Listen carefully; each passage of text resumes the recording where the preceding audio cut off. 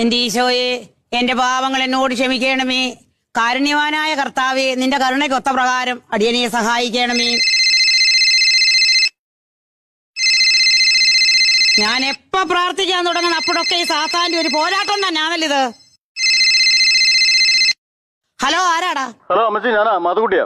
ഞാൻ പ്രാർത്ഥിച്ചുകൊണ്ടിരിക്കുന്ന സമയമാ, എനിക്ക് സംസാരിക്കാൻ മനസ്സില്ല.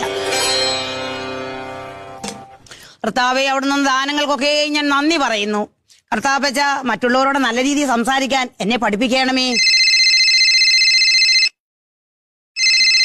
ഈശോതമ്പുരാനെ, ഈ ഫോൺ ഞാൻ തല്ലിപ്പൊട്ടിച്ച് ദൂരെ കളയും. ഹലോ അമ്മച്ചി, പ്രാർത്ഥന കഴിഞ്ഞോ? എറണം കെട്ട കാല് പറഞ്ഞ പിശാചിന്റെ സന്തതി, നിന്നോട് ഞാൻ പല പ്രാവശ്യം പറഞ്ഞിട്ടുള്ളതാ. അമ്മച്ചി പ്രാർത്ഥിച്ചുകൊണ്ടിരിക്കുന്ന സമയമായി തന്നെ ഫോൺ വിളിക്കരുതെന്ന്. അപ്പൊ തന്നെ നിനക്ക് അമ്മച്ചോട് സംസാരിക്കണോടാ. വെച്ചിട്ട് പോടാ പിശാച് മോറ.